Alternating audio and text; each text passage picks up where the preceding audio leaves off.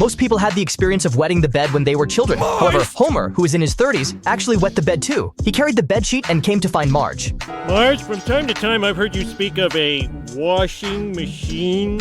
Where would I find this marvelous contraption? The next day, Homer woke up from his sleep. He found that this time the bedwetting was even more serious. The Hindu god in his mind told him that it was because he had done something bad. Homer realized that it must be because his colleagues were dissatisfied with him.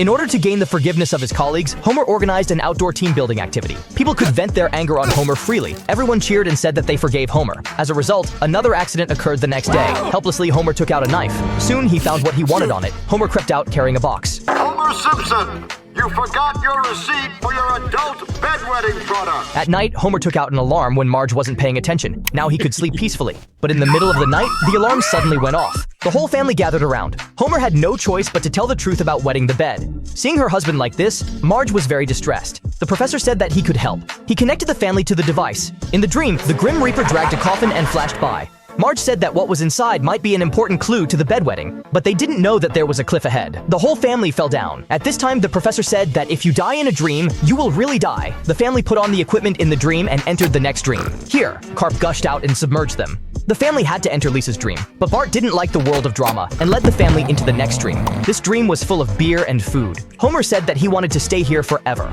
At this moment, the police broke into the real world. During the scuffle, the device fell. The dream world began to collapse. The family was about to be drowned by beer. The fight in the real world accelerated the collapse of the dream. At this time, the Grim Reaper flew over and took the family into the sky. When the mask was lifted, it turned out to be Homer's mother. Grandma took everyone to a huge cinema. On the screen, it showed Homer fishing with his father when he was a child. Homer gesticulated wildly and capsized the boat. Fortunately, there was no serious danger. The two of them had to go home feeling disappointed.